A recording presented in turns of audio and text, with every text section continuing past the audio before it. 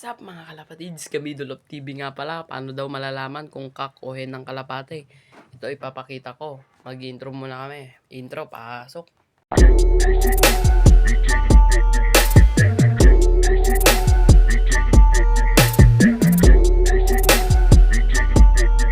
So, ito na guys, kung paano malaman kung kak o hen ng isang kalapate. Yan ay isang kak. Tingnan mo, pag nilagyan natin guys ng isa pang kak, magbabarakwan sila. Pakita natin. Kuha akong isang kak. Yun, si crocodile. Kunin natin. Yun, si crocodile guys. Kunin natin si crocodile guys.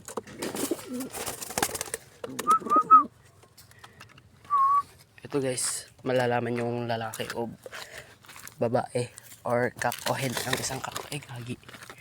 Isang kalapate. Yan guys. Ayan, pakita natin. Ayan, nagbabarakuan sila guys. Ayan, makikita nyo. Binabara ako nun. Nung kak. Pare silang kak, mag-aaway yan mamaya. Ito kak din to si crocodile.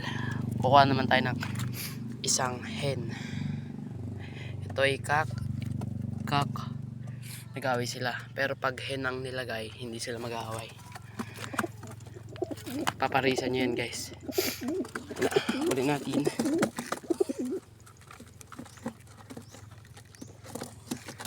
Yan guys, pawasok na rin. Yan guys, pinaparisan niya guys.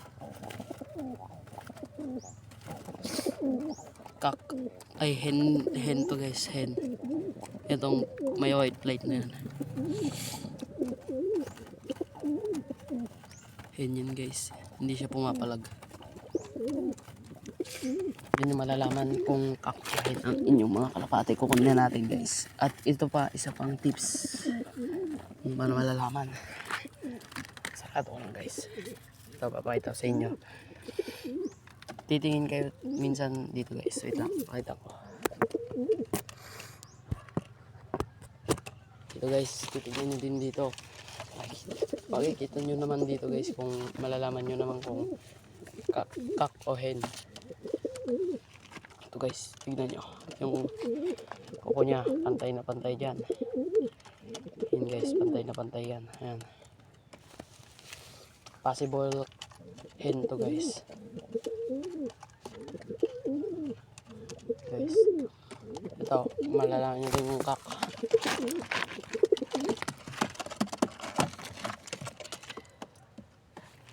Ito guys, isang kak.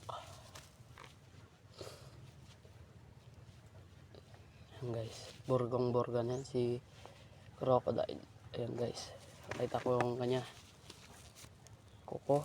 Ayan, hindi nagpantay guys. Ayan. Possible kak to guys.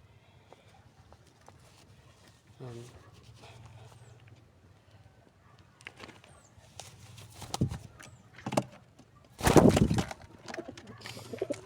Isa pang kak guys.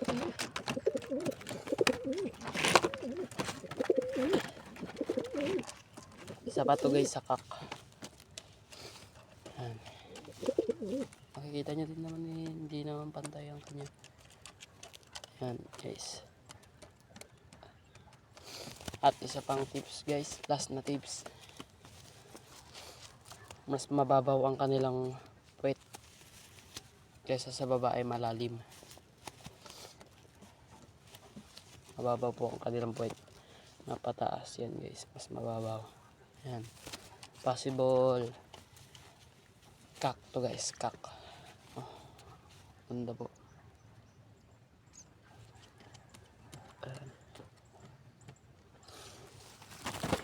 So, dito na po nagtatapos ang aking video.